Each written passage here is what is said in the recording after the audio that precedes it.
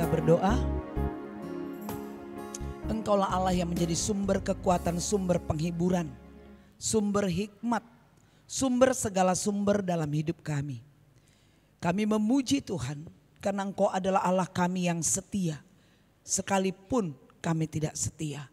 Tetapi Engkau Allah yang berjanji atas dirimu sendiri. Tidak pernah membiarkan kami jatuh sampai tergeletak. Karena Engkau adalah Bapa kami yang telah mengasihi kami dengan kasih yang kekal. Yang telah menebus kami dari kebinasaan, dari neraka yang kekal itu, dari kehidupan yang sia-sia. Engkau telah membeli kami dengan harga yang lunas dibayar, yaitu dengan harga darah Yesus. Terpujilah Tuhan, karena kami telah Engkau pilih dan tetapkan menjadi anak-Mu, menjadi alat dalam tangan kuasa-Mu mengerjakan tugas yang Tuhan percayakan bagi kami. Bapa, sebentar kami akan mendengarkan kebenaran-Mu. Hamba-Mu ini sangat terbatas dan sederhana. Mari Tuhan berperkaralah di dalam penyampaian firman, di dalam kehidupan kami, di dalam pendengaran kami. Sehingga apa yang Tuhan hendak sampaikan jatuh di tanah yang subur. Yang pada akhirnya berakar, bertumbuh dan berbuah lebat. Kami menolak segala kuasa penguasa kegelapan, roh-roh jahat, iblis setan, apapun kelicikan-Mu. Yang mencoba menghalangi pendengaran kami. Yang mencoba menghalangi pengertian kami, penyampaian kami. Kami tolak. Kami patahkan, hancurkan di dalam dan demi nama Tuhan Yesus. Dan kami tidak izinkan kuasa apapun yang tinggal di tempat ini. Kami mau menyerahkan, hamba menyerahkan seluruh jemaat-Mu Tuhan. Menyerahkan hati, pemikiran mereka, tubuh roh jiwa mereka. Hanya kepadamu saja. Naungi kami Bapa dengan kuasa darah Yesus. Berbicaralah bagi kami Tuhan. Dalam nama Yesus kami berdoa bersyukur kepadamu. Amin. Shalom bagi kita semua. Mungkin gak ada yang kenal saya karena saya memang bukan orang terkenal. Tetapi yang jelas tahun 86 saya bertobat.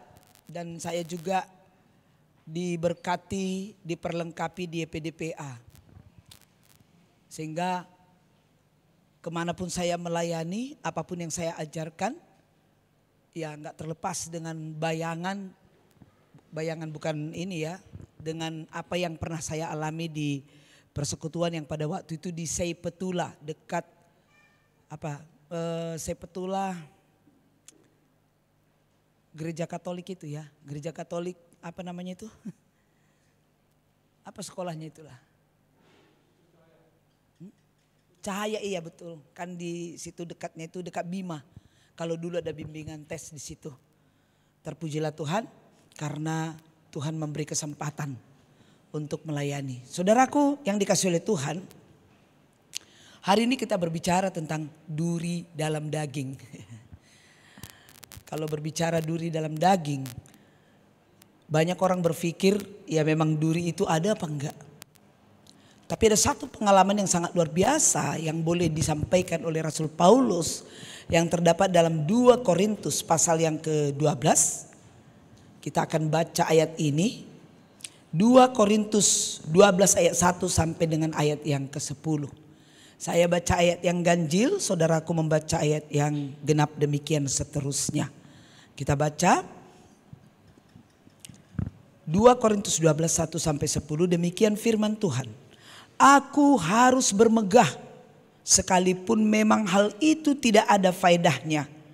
Namun demikian aku hendak memberitakan penglihatan-penglihatan dan penyataan-penyataan yang kuterima dari Tuhan.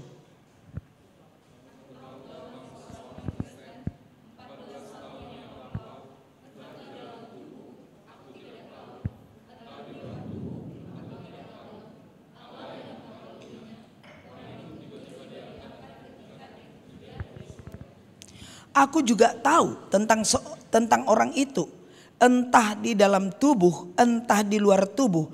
Aku tidak tahu, Allah yang mengetahuinya.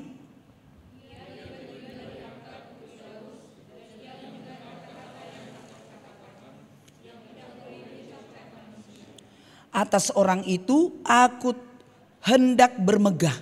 Tetapi atas diriku sendiri aku tidak akan bermegah selain atas kelemahan-kelemahanku.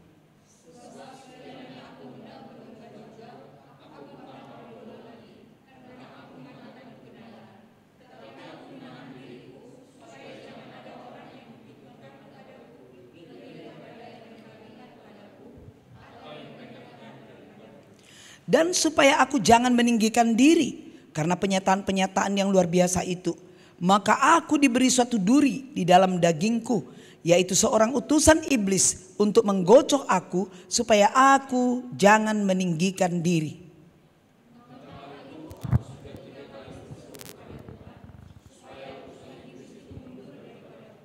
Tetapi jawab Tuhan kepadaku, cukuplah kasih karuniaku bagimu.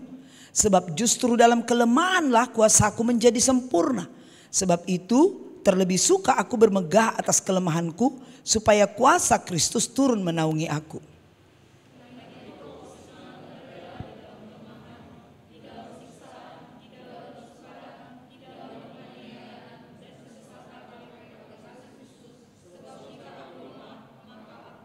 Sampai di sini pembacaan firman Tuhan, diberkatilah kita yang mendengar serta melakukannya.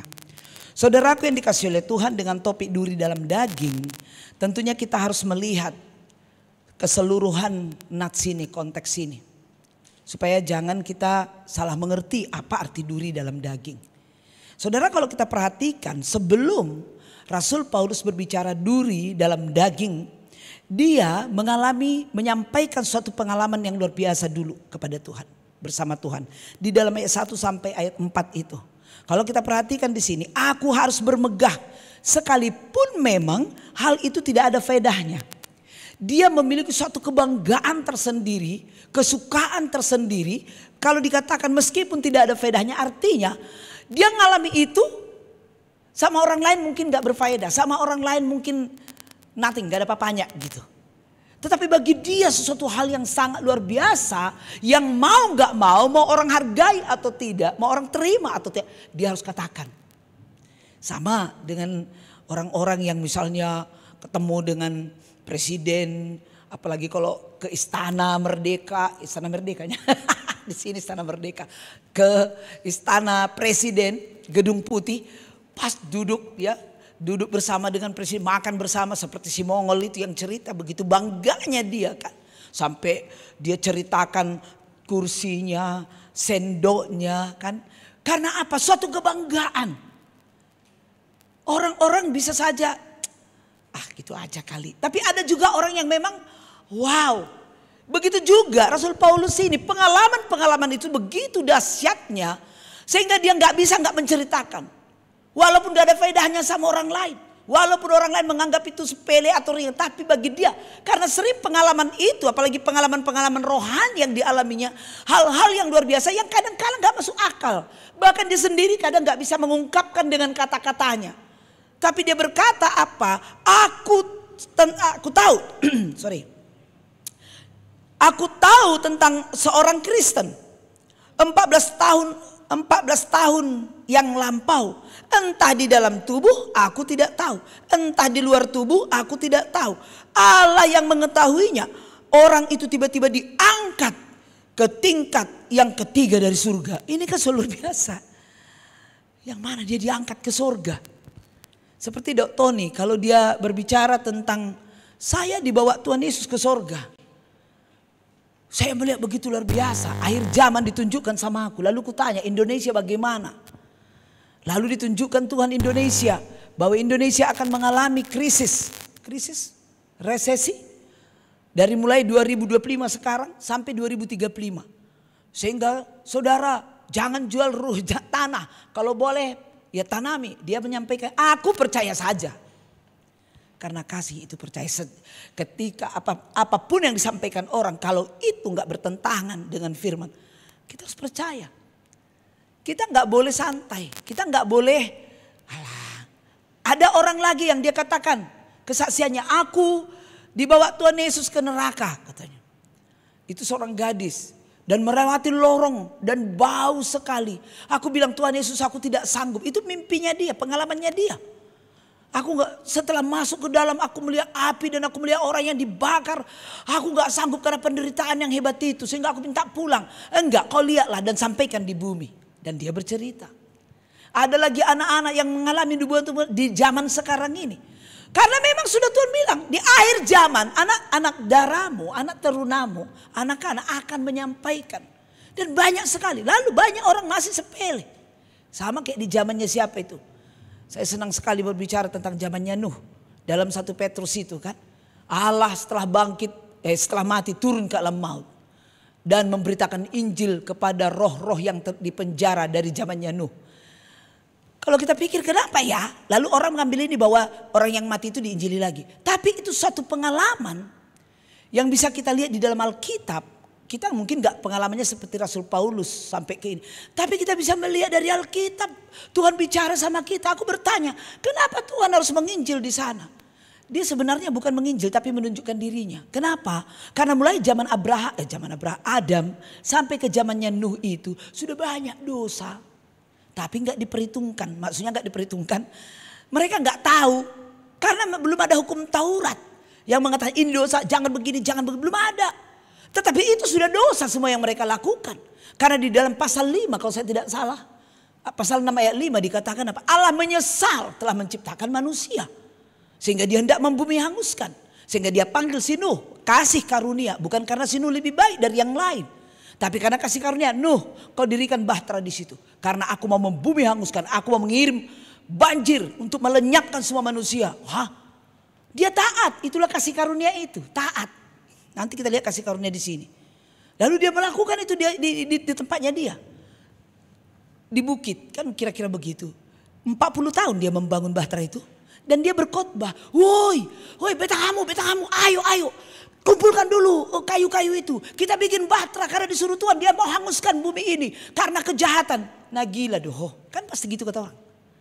Hari gini. Kita berada di mana? Seandainya banjir berapa lama pun tidak akan banjir. Sudahlah. Mereka melanjutkan dosa mereka. Berzina, berjudi dan lain sebagainya. Dosa itu tetap itu aja. Gak ada dosa baru. Itu dari sononya udah gitu. Karena iblis gak maha hebat. Ya kan?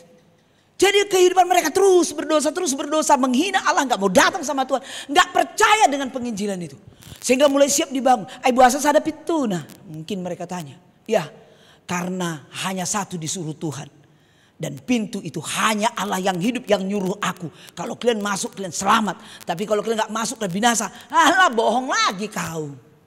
Gak ada yang percaya. Siapa yang membangun bahtera itu? Hanya 8 orang. Nuh, istrinya, anak dan mantunya.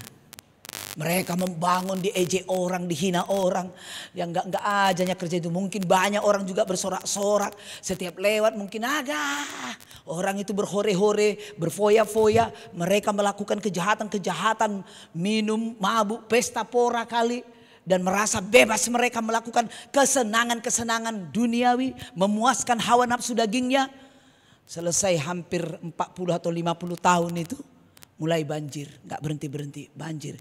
Terus masuk, hanya binatang yang masuk. Selain daripada Nuh, ketika mereka masuk, Tuhan menutup, tutup, banjir naik. Nuh, kami minta maaf, ternyata kau yang benar. Terlambat. Tak bisa dibuka lagi, karena yang nutup itu Tuhan Yesus. Ini yang dikatakan apa? Ketika kita membaca Alkitab kita sudah melihat. Kita kaitkan zaman dengan sekarang. Bukankah berulang-ulang Injil diberitakan? Tapi siapa yang mau percaya? Siapa yang mau percaya? Orang-orang Kristen. Sering saya bertanya. Kalau umur kita sudah berapa? Saya sudah Agustus nanti 61. Umur saudara berapa? Sudah berapa kali Paskah? Yang selalu mungkin nonton The Passion of Christ. Selalu melihat Yesus. Kita bilang cinta Yesus, tapi kita sudah tahu gambaran-gambaran yang akan datang, apa yang terjadi. Apakah kita setia? Kalau setia, kalau sudah ada Yesusnya tentu bawa jiwa kan. Ini yang dialami Rasul Paulus. Aku nggak ada dijelaskan di sini bagaimana bentuknya. Apa yang dia lihat, dia diangkat ke tingkat 3 dari surga. Saya membaca juga di dalam tentukan penafsiran yang lain. Kalau tingkat 1 itu dikatakan di situ di dalam Daniel 7 ayat 13 atau Hosea 2 ayat 17 itu berbicara tentang atmosfer yang mengitari bumi. Jadi kalau ke tingkat surga, jadi itu yang dilewatinya. Itu tingkat 1 atmosfer yang mengitari bumi. Lalu tingkat yang kedua tempat bintang-bintang. Itu dalam Kejadian pasal 1 yang 14-18. Itu bintang-bintang. Lalu tingkat yang ketiga itu sesuai dengan apa yang dikatakan Tuhan di dalam 2 Korintus 12 ini ayat 3-4 itu Firdaus. Itulah yang diceritakannya itu. Bahwa dia diangkat ke Firdaus.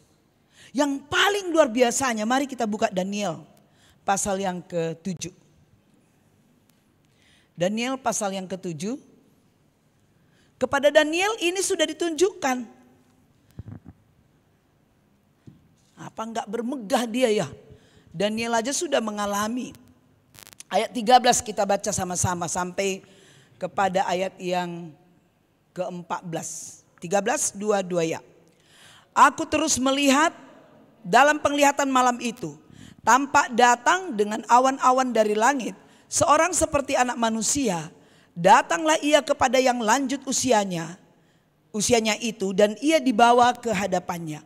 Lalu diberikan kepadanya kekuasaan dan kemuliaan dan kekuasaan sebagai raja. Maka seorang dari segala bangsa, suku bangsa dan bahasa mengabdi kepadanya. Kekuasaannya ialah kekuasaan yang kekal, yang tidak akan lenyap, dan kerajaannya ialah kerajaan yang tidak akan musnah. Maka aku Daniel terharu karena hal itu. Dan penglihatan-penglihatan yang kulihat itu menggelisahkan hatiku. Ini Daniel. Melihat ada suatu penglihatan yang sangat luar biasa.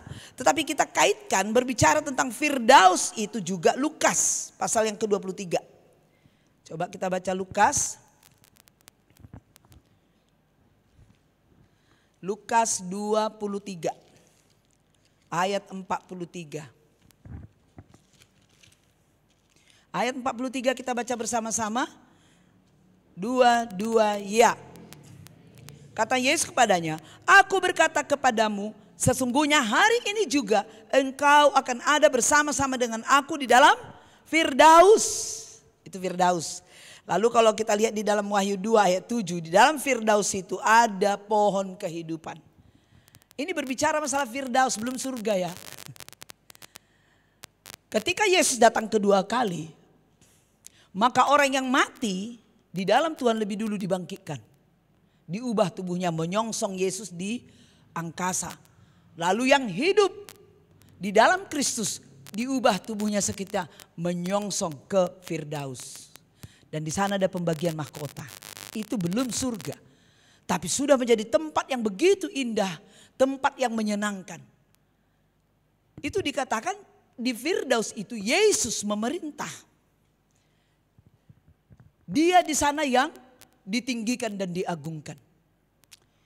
Ini hanya pengalaman pribadi saya. Di dalam panggilanku itu pernah mengalami, karena kita ya kadang down gitu.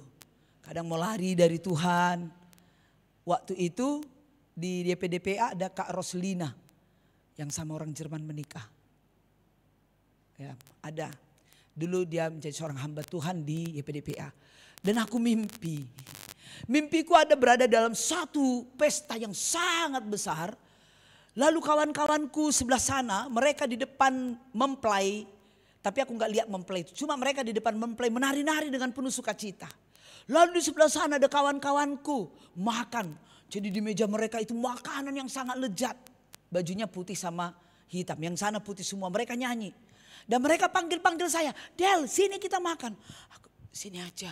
Yang sana, Del yuk nari kita, sukacita. Ini gambaran apa saya ya, bukan pengajaran.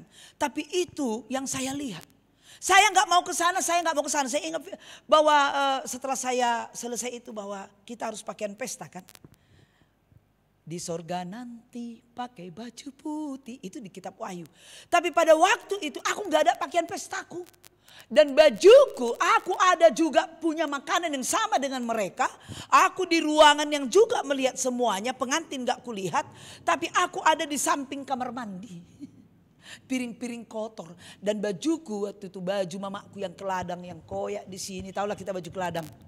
Mungkin gak pernah keladang, susah juga ya. Tapi baju keladang. Dan aku gak berani ke sana, aku gak berani. Dan makanan yang kumakan itu hambar. Ketika aku terbangun, aku lari, aku harus ketemu dengan Kak Roslina. Karena kami pada waktu itu kalau ada pergumulan ya datangi hamba Tuhan gitu. Jangan sendirian, kita perlu tuntunan orang-orang yang bisa membina kita. Dan saya sampai di rumahnya di Sepadang. Saya dulu tinggal di Seydeney, lalu sampai di Sepadang dia gak ada. Saya tunggu, rupanya dia lari pagi. Ada apa dek? Tahu apa yang dia bilang? Gini-gini kak, gini-gini kak. Dia bilang, apakah ada dosa yang kau sembunyikan? Itunya, iya dek, selesaikan dosamu. Karena di surga itu harus pakaian pesta. Kedagingan, akar pahit, apalagi yang di dalam hati ini. Buang.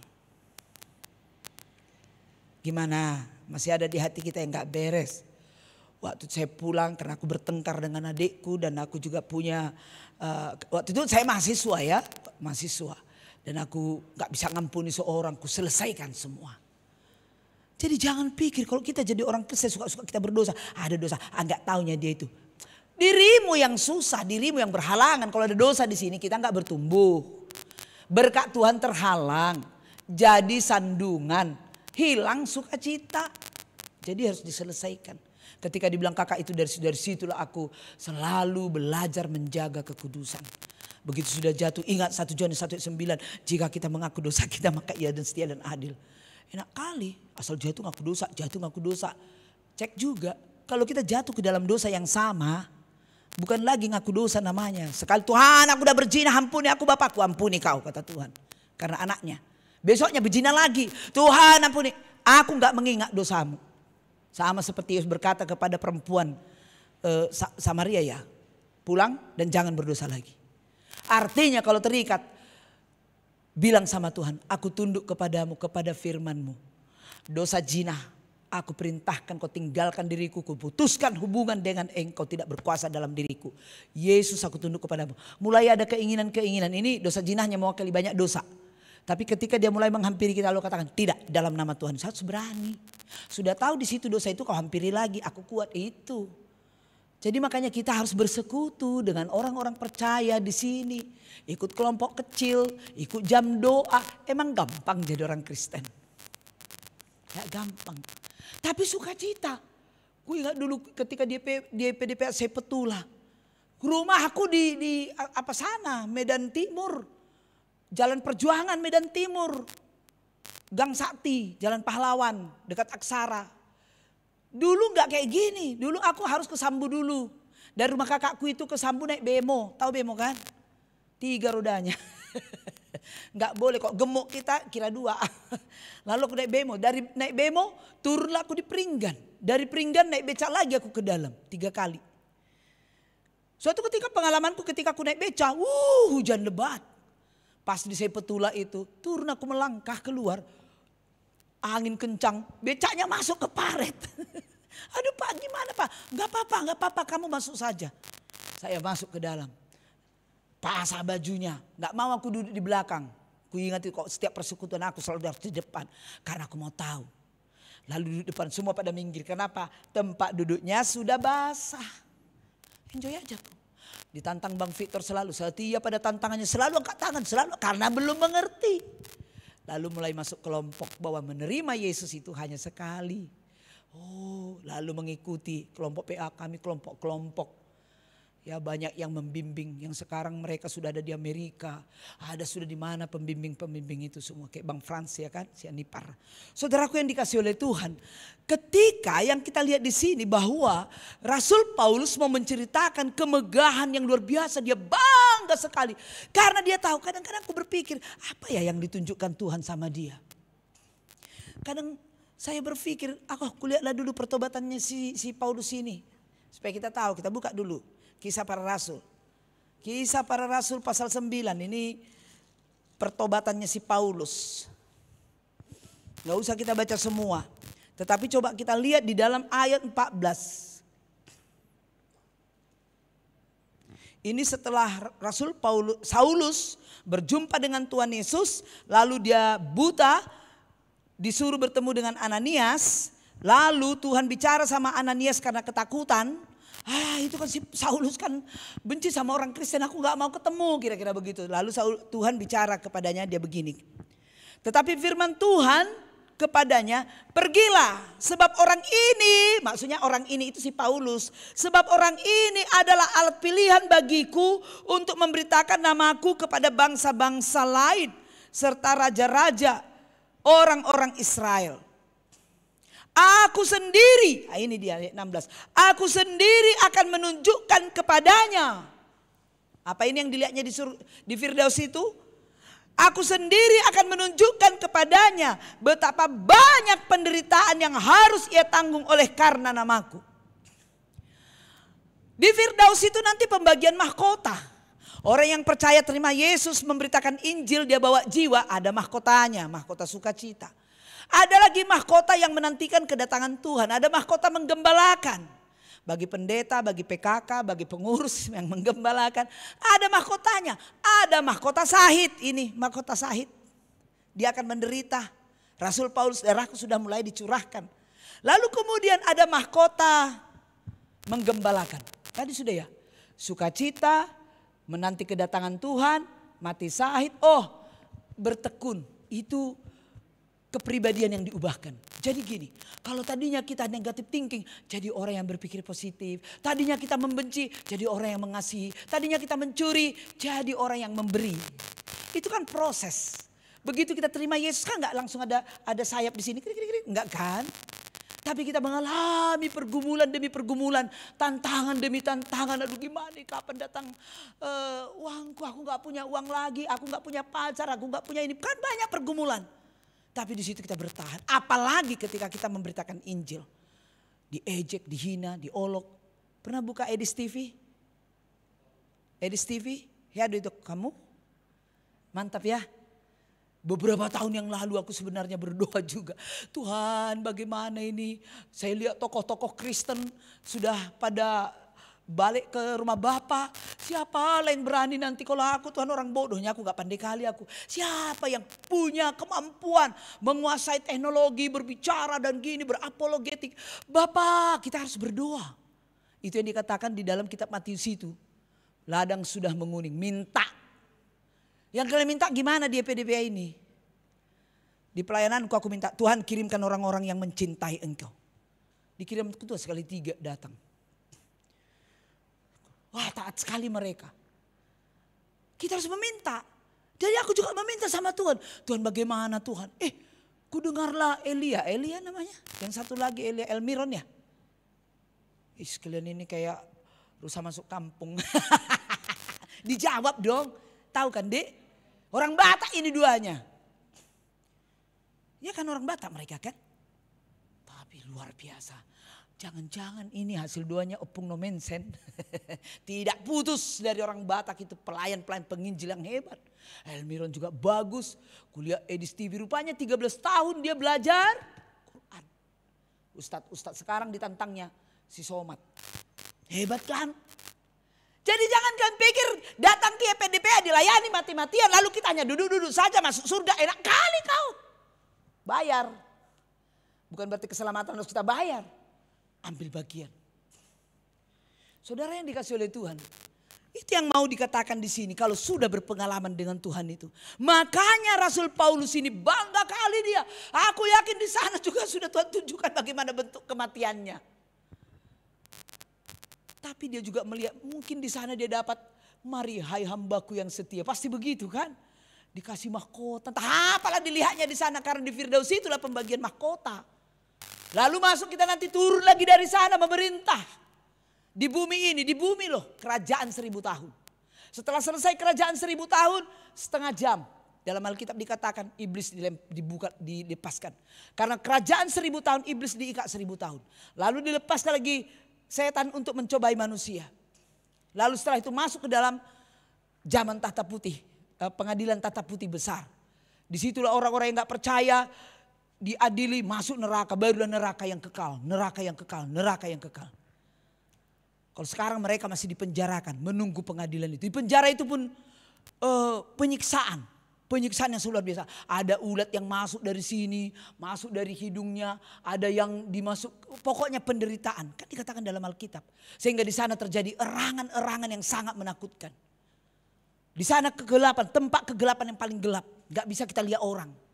Yang ada hanya erangan. Penuh dengan api yang terus membara. Itu disiapkan Tuhan untuk Lucifer dan antek-anteknya. Tapi juga menjadi orang yang percaya.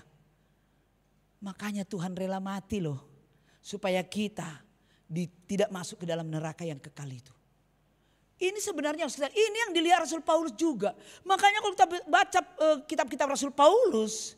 Bahkan dia bilang aku siap masuk neraka katanya. Pun asal kalian diselamatkan.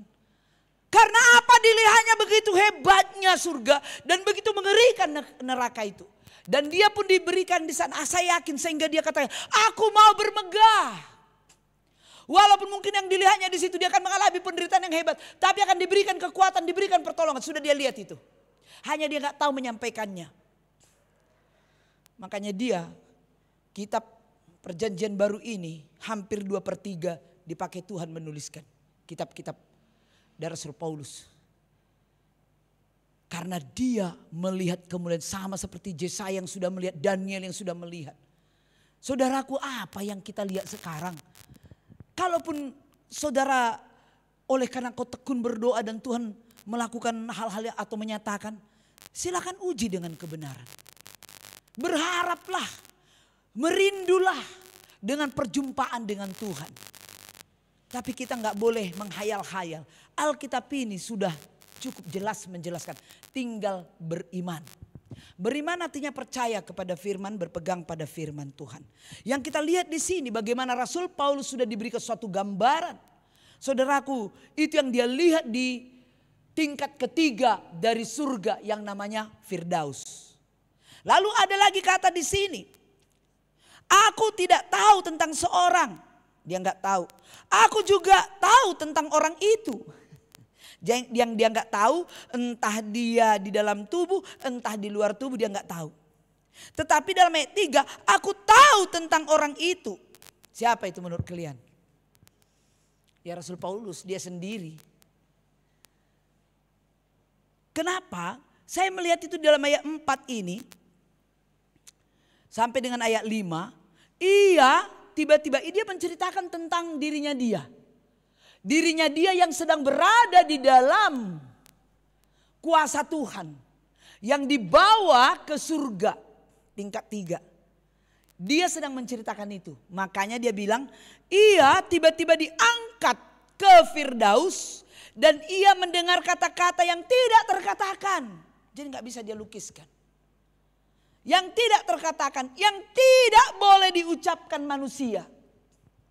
Bagaimana mengucapkan bahasa surga? Tapi dia melihat semua kehebatan itu. Atas orang itu aku hendak bermegah. Tahu nggak atas orang itu? Orang itu yaitu dia sendiri yang pada waktu itu diberi kepercayaan oleh Tuhan naik ke tingkat 3. Dari surga. Atas orang itu, situasinya itu. Yang dikatakan aku bermegah. Siapa yang gak bangga? Dikasih Tuhan kesempatan ke sana. Bangga gak kita dipanggil menjadi hambanya, menjadi anaknya? Bersyukur gak kita ditebus dengan darah yang mahal? Gak semua orang boleh percaya kepada Yesus. Gak semua orang boleh mengerti. Karena Allah ketika kita boleh mengerti itu pun kasih karunia. Bukan karena kita pintar, bijak, gara-gara kita STH, MTH, belajar teologi lalu lebih ngena. Juga bukan. Banyaknya orang-orang teologi yang gak paham pun. Sehingga ada pendeta yang rela dia meninggalkan Yesus, iman. Dan mengakui bahwa agama-agama lain juga boleh selamat. Gak usah aku bilang orangnya ya kan. Agama lain juga boleh selamat. Kalau begitu, kalau memang selamat juga agama-agama yang lain, kenapa gak masuk Islam aja? Kan masih enak daging babi katanya. Pendeta terkenal ngomong kayak gitu. Hati-hati saudaraku. Zaman yang semakin mengerikan ini. Sedih kita lihatnya. Sudah banyak pengikutnya diizinkan Tuhan. Kemanalah itu semua? Bukankah kecewa? Kalau tahu dia kecewa. Kalau akhirnya dia tersesat. Celakalah orang yang menyesatkan. Lebih bagus dikatakan dilemparkan ke jurang maut itu. Ini yang selalu harus kita pikirkan. Kalau kita kembali melihat di sini, bagaimana Rasul Paulus, aku bermegah. Jadi dia bangga bermegah. Gak tahu lagi aku bahasa mengungkapkannya. Karena apa yang sudah Tuhan perlihatkan dalam diri dia. Bahkan di dalam kitab Kisah Para Rasul juga pasti dia lihat bagaimana dia akan menerima mahkota. Kalau kita kaitkan lagi di dalam Galatia, ini makin mengerikan lagi. Coba kita buka lagi Galatia.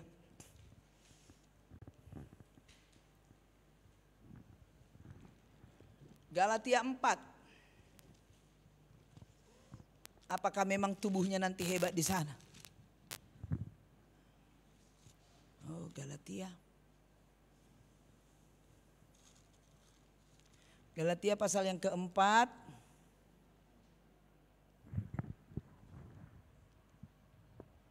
Ayat 13 dan 14. 13-14. Kamu tahu bahwa aku pertama kali telah memberitakan Injil kepadamu oleh karena aku sakit pada tubuhku. Ada sakitnya ya? Apa sakitnya? Kita lihat di sini. Sungguh pun demikian keadaan tubuhku itu yang merupakan pencobaan bagi kamu. Namun kamu tidak menganggapnya sebagai sesuatu yang hina dan yang menjijikkan. Tetapi kamu telah menyambut aku sama seperti menyambut seorang malaikat. Malahan sama seperti menyambut Kristus Yesus. Jadi yang aku mau katakan kepada kita, dia punya penyakit yang menurut Rasul Paulus di sini hina yang menjijikkan. Supaya kita tahu nanti apa yang maksud dengan duri itu. Saudaraku yang dikasih oleh Tuhan, Rasul Paulus yang kita perhatikan di sini, ditunjukkannya di sana bagaimana keadaannya. Tapi dia tahu juga bahwa di sana akan ada kemegahan penerimaan mahkota. Dan aku yakin dia melihat bagaimana Tuhan juga akan memanggil dia. Ini persiapan dia. Ini kebanggaan. Wih, disayang Tuhan Yesus dia di sana. Mari hai hambaku yang setia. Ada pujian, ada bertemu dengan Tuhan, kebanggaan yang sangat luar biasa. Saudara, itulah sebabnya di dalam ayat berikutnya, ketika dikatakannya di sini, ayat 5. Atas orang itu aku hendak bermegah, tetapi atas diriku sendiri aku tidak akan bermegah selain atas kelemahan-kelemahanku. Jadi bermegah atas kelemahan di sini, dia diajarkan Tuhan Yesus untuk rendah hati.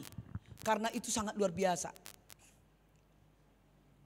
Kita pun kadang-kadang kalau bertemu dengan orang hebat, dulu pertama kali aku baru bertobat di PDP ini, kan sering PT, persekutuan tahunan, undang hamba Tuhan yang hebat-hebat. Ya menurut aku sih nggak dosa, asal sudah ada hamba Tuhan. Pak, bang, foto bang, bangga kali. Dan aku punya tustel dulu, setiap berapa hamba Tuhan yang datang, bangga. Begitu dulu kan dicuci ya, Fuji film. Ketika mau dicuci, terbakar semua, mau nangis. Kenapa terbakar Tuhan? Tapi langsung Tuhan ngomong, supaya kau tidak bermegah atas mereka. Karena kita kadang kan bangga dengan hamba-hamba Tuhan ya kan, senang.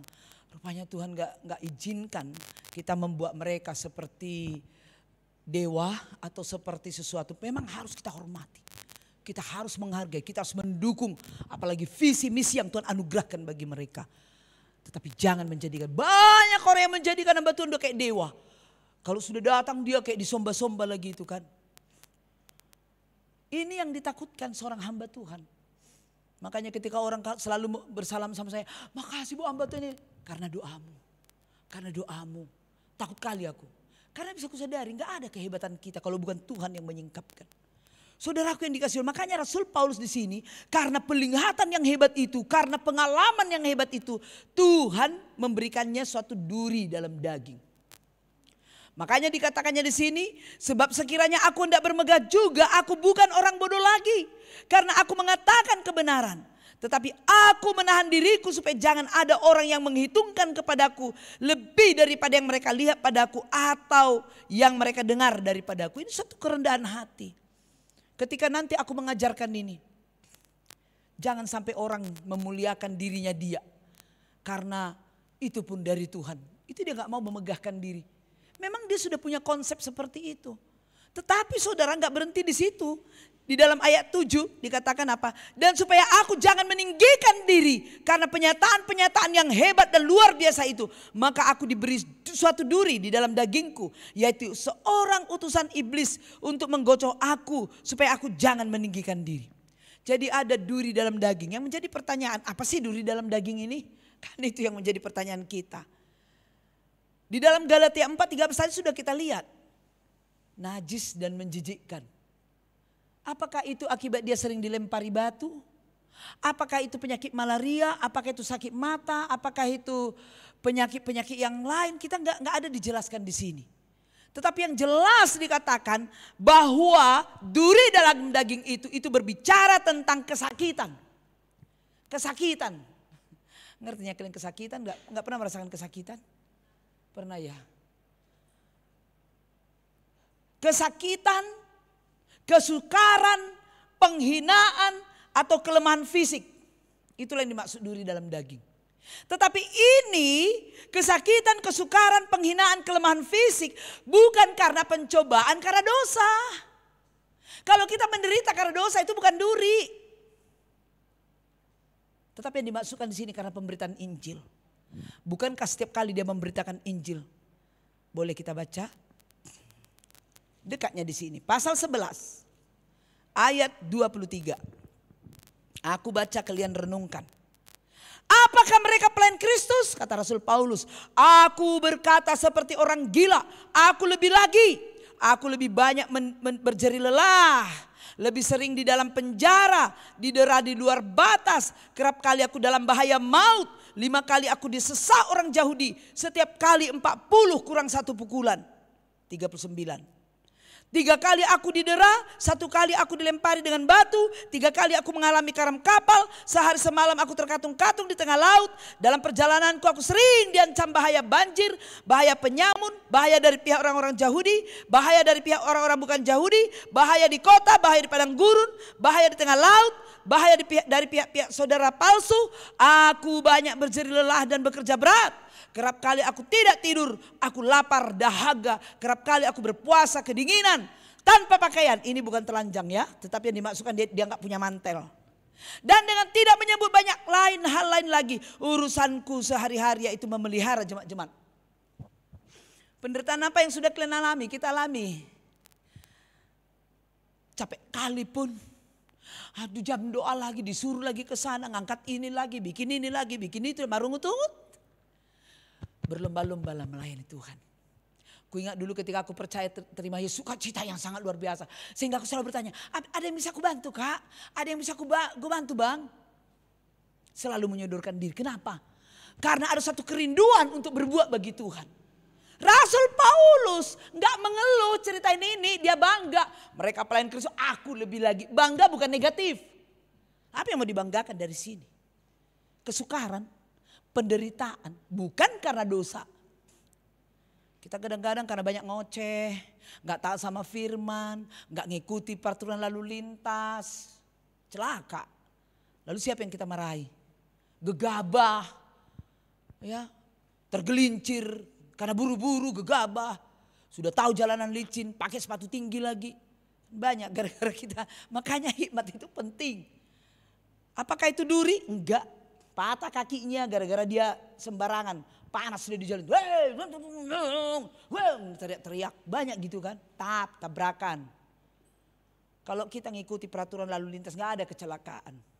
Walaupun harus hati-hati melihat orang yang tidak mengikuti. Itulah anak-anak Tuhan. Jadi sebenarnya duri dalam daging di sini karena penderitaan. Karena mengikut Kristus. Bagaimana? Siap enggak? Itu kebanggaan. Dan memang setiap orang yang percaya waktu Tuhan Yesus mau naik ke surga dia bilang, ketika aku pergi kamu akan mengalami penderitaan. Dia dibilang. Jadi kalau gak sanggup mundur jadi orang Kristen. Gak usah jadi orang Kristen. Kalau mau senang-senang, mau tenang-tenang, mau dibujuk-bujuk, mau dirayu-rayu. Baru bertobatnya boleh kita dibujuk-bujuk. Sudah berapa tahun kita terima Yesus? Panotot terus. Bawa jiwa ke sini, ceritakan di luar sana. Kalau kalian gak mau beritakan Injil, takut, malu, nanti aku gak dicakapi, nanti aku dihina, diusir dari rumah. Ya ngapain jadi orang Kristen? Memang harus kita tanggung. Rasul Paulus teladan, ikuti teladanku seperti aku melayani Kristus. Dia yang harus kita lihat bagaimana melayani Tuhan. Inilah takut. Lihat Edis TV, karena dia sudah mempersiapkan dirinya. Dia belajar 13 tahun. Dia sungguh-sungguh melayani Tuhan. Fair, care, luas hidupnya. Dia selalu tertawa. Si Elia lagi banyak dikritik, dihina. Dia tetap lemah lembut. Kadang-kadang hebat sekali mereka Tuhan. Aku belum sampai ke tahap itu. Ya kan, luar biasa. Kenapa kita gak merindukan itu? Ayo belajar sungguh-sungguh. Belajar sungguh-sungguh lalu mulai kalian beranjak dari sini. Bawa jiwa entah siapapun. Kan sudah diajari bagaimana penginjilan. Sampaikan mulai dari sikapmu yang selalu ceria, sukacita. Ketika orang bertanya kau ceritakan. Ketika saudara bawa Injil nanti di surga kau dapat mahkota. Ketika hidupmu berubah dari orang yang murung menjadi orang yang berpengharapan, engkau dapat mahkota. Semua ada mahkotanya. Jangan kayak aku nanti, yang kayak aku yang duduk di pinggir itu. Kulihat orang. Sini kita narik. Karena aku. Itu yang membuat aku sampai detik ini gak berhenti melayani Tuhan. Walaupun berat beban yang ku jalani. Walaupun banyak tantangan. Kadang-kadang mau nangis nyawa di dalam pelayanan itu. Apakah itu duri dalam daging? Belum juga bisa ku bilang iya. Belumnya sampai kita di situ. Kalau ada orang memukul saudara, patah kakimu gara-gara memberitakan Injil, lalu saudara menjadi pengkhotbah di sini dan kau berkata, saudaraku yang dikasih oleh Tuhan, saya nggak punya kaki karena dia wah itu mungkin, sehingga dia susah duduk, susah beol, ini karena kakinya putus satu, itu bisa dikatakan mungkin. Tapi kalau karena dosa tidak, saudara. Itu yang mau kita pelajari dari duri dalam daging. Duri dalam daging dihubungkan juga dengan kegiatan roh jahat, ada juga. Roh jahat, karena iblis tadi dikatakan di sini utusan iblis. Jadi setan iblis juga berusaha untuk mengacaukan hidup kita. Bisa kita lihat dalam Ayub 2 itu bagaimana iblis datang menghadap Tuhan. Iblis selalu bilang walaupun dia Lucifer. Itu si Ayub itu ada, silahkan. Tapi engkau tidak bisa mengambil nyawanya. Artinya apa? Meskipun ada setan, kuasa gelap, roh jahat yang selalu mengganggu dalam pelayanan. Tapi Tuhan memberi batasan pada mereka. Gak akan dibiarkannya kita. Tidak ada satu kuasa pun yang dapat memisahkan kita dari kasih karunia Allah. Tolong topang kami dalam doa. Tanggal 7-8 kami akan KKR di Tinggalingga. Setelah turun dari sana tanggal 9 kami akan singgah di Tanoponggol. Yang dulu ada banjir batu-batu besar itu. Dan ada seorang dukun yang bertobat di situ. Minta dilayani. Dan ada teman saya akan melayani bersama di sana. Memang kalau mau melayani kuasa gelap ini diserangnya kita terus. Apalagi kalau sudah tengking-tengking setan yang kesurupan. Kita layani, kita bisa diserang. Makanya perlu sebelum kita melayani itu bereskan hati dan serahkan keluarga dalam tangan kuasa Tuhan. Itu dikatakan bahwa Tuhan juga izinkan loh. Tuhan izinkan, silakan dia anakku, kau jangan bisa sentuh. Kita harus pegang, roh Allah ada padaku. Roh yang ada padaku jauh lebih besar daripada roh yang ada di dunia ini. Itu kemegahan, bukan untuk disombongkan. Itu pun bisa selalu menghantam diri kita, terus diserang setan. Teman aku dalam pelayanan, dia langsung setan itu datang ke mukanya. Gitu. Bayangkan kalau aku berdoa, Tuhan aku gak mau melihat muka setan karena aku gak mau. Ya bisa kan meminta. Tapi kawanku itu kami pelayanan, saya menginjili seseorang. Dikirimnya surat sama aku. Bu, 3 roh sudah mendekat sama dia. Hah? Mana rohnya? Tapi karena aku berdoa gak mau melihat. Ya beranilah aku ya kan. Berdirilah aku. Dekatilah yang dilayani ini. Pegang kepalanya. Langsung ditopang lagi sama temanku itu. Rohnya terbirit-birit. Bukan karena aku. Tapi karena roh Allah. Luar biasa sekali kok melayani Tuhan itu loh. Saudaraku yang dikasih oleh Tuhan. Yang ketiga, duri sebenarnya dalam daging ini diizinkan, diberikan Tuhan ayat 8 untuk mencegah supaya enggak sombong. Jadi kita harus bergumul terus dengan Tuhan. Harus melekat dengan Tuhan. Harus dekat dengan Tuhan. Jangan merasa sudah jago. Saya pernah KKR, khotbah, lalu ada terima Yesus. Lalu saya dibilang, Bu, ibu juga ikut membimbing ya. Karena konselornya kurang, saya turun. Saya terlalu lihat karena aku diundang. Bukan punya aku itu, punya kayak gini diundang. Mana boleh suka-sukaku. Aku harus mengikuti aturan panitia. Lalu saya melihat mereka tim konselornya itu. Gitu-gitu dia. Orang sudah kesurupan dia. Kayak lalu diambil minyak. Aku gak tahu yang kayak gitu-gitu. Yang aku tahu darah Yesus cukup. Jadi gak mau ketawa suka aku. Apa mesti dilawan setan? Jangan merasa kita kuat melawan setan. Enggak loh. Setan itu licik. Jadi kita harus mengandalkan kuasa darah Yesus. Pimpinan Roh Kudus gak boleh. Memang kuasa yang ada padamu jauh lebih besar. Tapi kuduslah kamu sebab aku kudus. Dalam kekudusan melihat kuasa Tuhan. Akhirnya capek kali dia melepaskan itu. Akhirnya memang izin panggil teman-teman doakan selesai. Saudaraku yang dikasih oleh Tuhan, untuk mencegah supaya jangan sombong karena apa yang sudah kita terima dari Tuhan. Juga Rasul Paulus karena penyataan yang besar itu. Sehingga kita baca tadi dalam 2 Korintus pasal 11 ini. Ayat 23 sampai 11. Bagaimana penderitaannya. Mau gak mau dijalaninya penderitaan ini. Kita akan berdoa supaya saudara menderita. Amin. Enggak pun gitu udah menderitanya ya.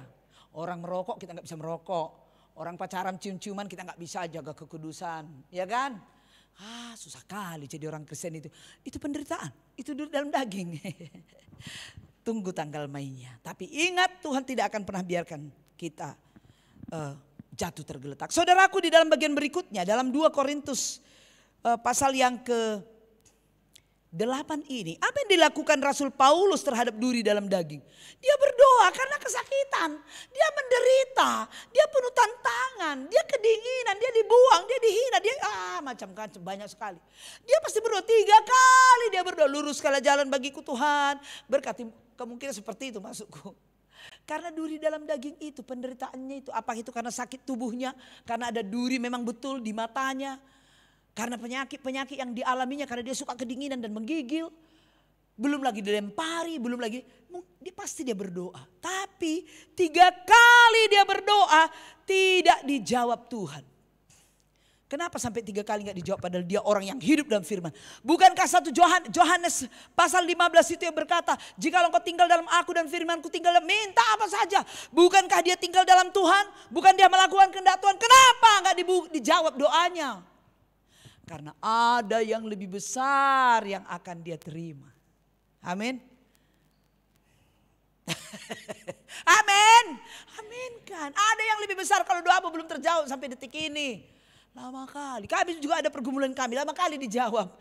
Tapi aku tak percaya apalagi Tuhan. Ketika baca ini aku percaya padamu Tuhan. Percaya saja. Saudara yang dikasih oleh Tuhan. Kenapa di dalam ayat 9 dikatakan. Ketika Tuhan menjawab doanya. Tuhan bilang gini. Cukuplah kasih karuniaku bagimu Paulus. Sebab justru dalam kelemahanmu kuasaku menjadi sempurna. Sebab itu terlebih suka aku. Akhirnya Rasul Paulus paham. Cukuplah kasih. Dia taat. Berdoa Baolo. Iyanya Tuhan. Iyalah Bapak. Diterimanya. Jadi kita jangan menggelepar-gelepar ketika A yang kau minta Z dijawab Tuhan menggelepar. Pasti ada sesuatu yang baik. Dulu ketika aku pacaran yang ku minta punya kriteria gini. Ketika dengar khotbah ngapain pakai kriteria. Buang kriteria. Ketika ketemu. Kenapa begini Tuhan? Kok kayak gini Tuhan yang ku bikin ini. Tapi taat. Ternyata di baliknya itu ada sesuatu yang luar biasa. Sehingga aku boleh menjadi seorang pendeta. Kira-kira begitu. Jadi jangan menurut keinginan kita ketika itu tidak sesuai. Hanya aku bilang kok kayak gini Bapak. Tunggu. Yang penting taat dalam firman. Taat melakukan. Taat berdoa. Dengar suara Tuhan. Ikuti katanya pemberitaan Injil. Pemuritan, pengutusan. Itu harus terjadi dalam diri kita. Maka pada akhirnya luar biasa. Saudaraku yang dikasih oleh Tuhan. Cukuplah kasih karuniaku bagimu. Artinya di sini apa? Cukuplah kasih karunia. Kalau bagi kita Yesus itu cukup. Gak usah tambahkan. Karena dia sumber hikmat. Cukuplah kasih karuniaku bagimu. Tuhan mau katakan. Cukuplah kehadiranku. Kemurahanku. Cukuplah kuasaku. Itu maksudnya di sini.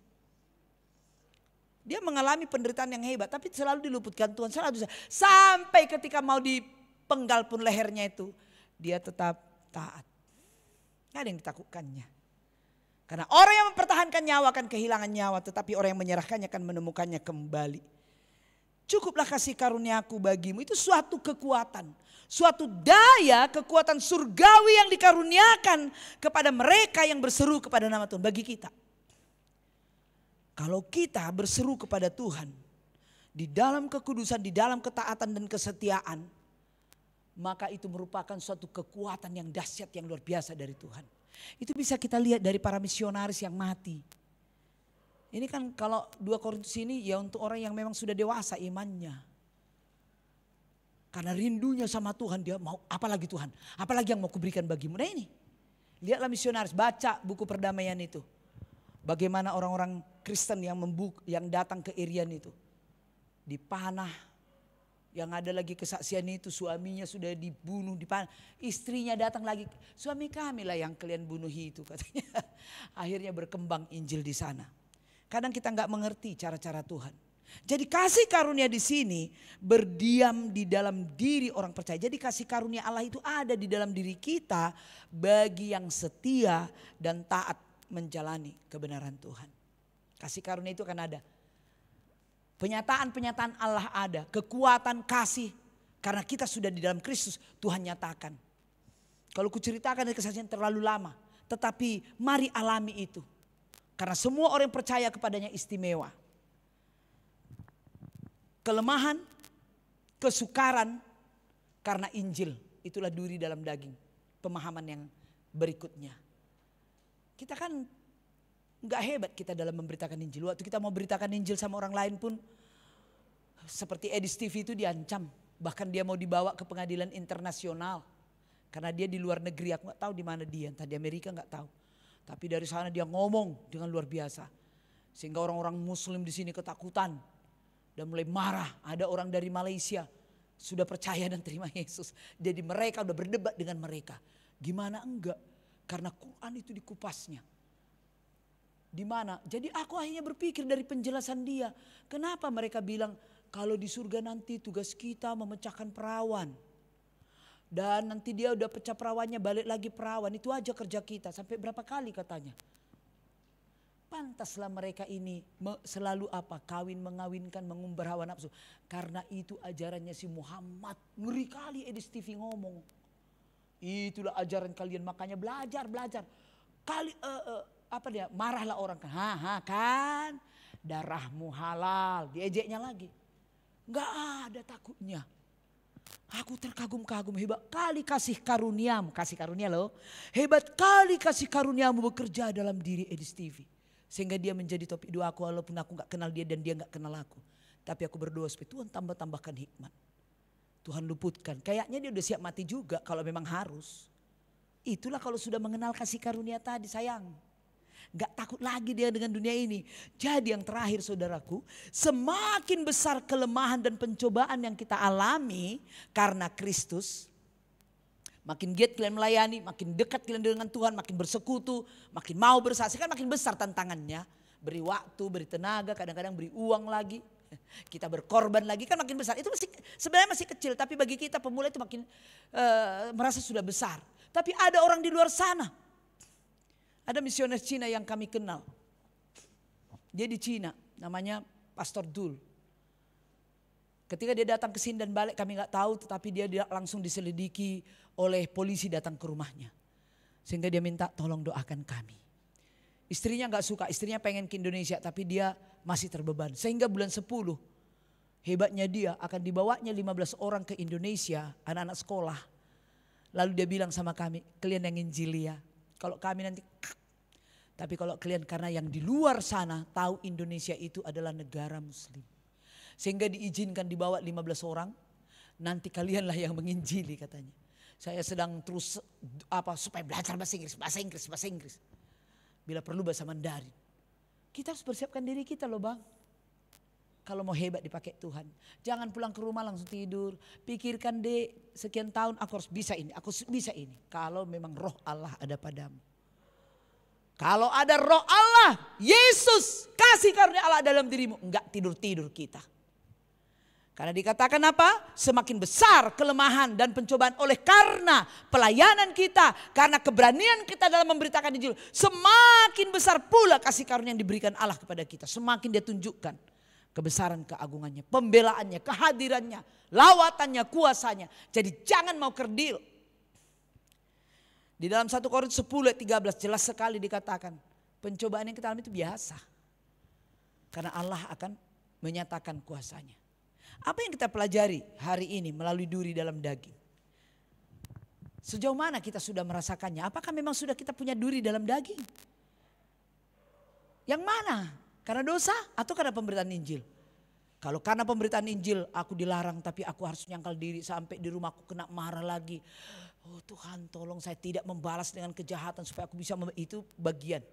Sudah masuk dalam penderitaan. Jadi duri dalam daging itu dimasukkan di sini penderitaan, kesukaran, tantangan-tantangan, apakah itu dari setan, apakah itu dari keluarga atau dari mana saja yang membuat kita menderita. Apakah itu ada secara fisik juga, keterbatasan fisik, Itu pun bisa dikatakan duri dalam daging, tetapi kita terus memberitakan Injil. Kita bersatu dalam doa. Saudaraku yang dikasihi oleh Tuhan, mari kita mempersiapkan diri kita. Jikalau memang engkau telah merasakan menikmati kasih karunia Allah, ketika kita memandang kepada Kristus yang mati untuk segala dosa kita, lalu kita dipanggilnya, dimateraikannya kita dengan Roh Kudusnya sebagai jaminan bahwa kita miliknya. Dicatatnya nama kita dalam kitab kehidupan, sehingga mati pasti masuk surga, bukan neraka lagi. Neraka itu begitu mengerikan. Bahkan di muka bumi ini Dia berikan kepada kita Yesus dengan kuasa Roh Kudus di hati kita. Roh Kudus yang akan membimbing, memimpin, menyampaikan keluhan yang tak terucapkan. Dia berikan Alkitab, Dia berikan kita saudara-saudara seiman banyak sekali. Apa yang menjadi balasan kita? Maukah kita mengalami kasih karunia yang semakin besar? Maka jangan takut dengan tantangan. Beritakanlah Injil, bawa jiwa-jiwa kepada Tuhan. Sangkali dirimu.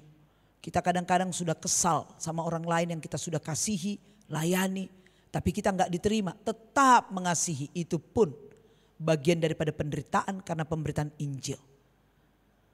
Penderitaan yang kamu alami tidak sebanding dengan kemuliaan yang akan diterima kelak. Itulah yang dipegang oleh Rasul Paulus. Sehingga dia setia sampai dia berkata, darahku sudah mulai dicurahkan. Mari kita giat melayani Tuhan. Terima kasih Bapa, kebenaran-Mu sudah disampaikan dalam segala keterbatasan hamba-Mu. Biarlah Roh Kudus yang menyempurnakan, mengajarkan lebih dalam, luas dan lebar lagi di hati kami masing-masing. Tanamkanlah cinta-Mu di hati kami Tuhan, tuntun kami. Terlebih Bapa, anak-anak-Mu yang masih muda-mudi, supaya mereka mengisi masa muda mereka ini berpengalaman dengan Tuhan, menikmati kasih karunia-Mu. Biarlah mereka semakin mencintai Engkau. Itu hanya bisa terjadi oleh kuasa-Mu ya Allah. Karena segala sesuatu dari Tuhan, oleh Tuhan dan untuk Tuhan. Mari Tuhan, kuasa-Mu bekerja dalam diri kami masing-masing. Kami boleh tertunduk malu karena belum ada yang kami perbuat di hadapan Tuhan. Ampuni kami Tuhan, ketika kami tidak mengakui kebesaran, keagungan, kekuatan-Mu yang dahsyat dalam diri kami. Sehingga kami tidak menyatakan Injil-Mu, tidak bersaksi. Karena kami takut. Hari ini kami lihat bagaimana Engkau ya Allah menyatakan kuasa bagi Rasul Paulus. Biarlah kami boleh meneladaninya Tuhan di dalam melayani Engkau.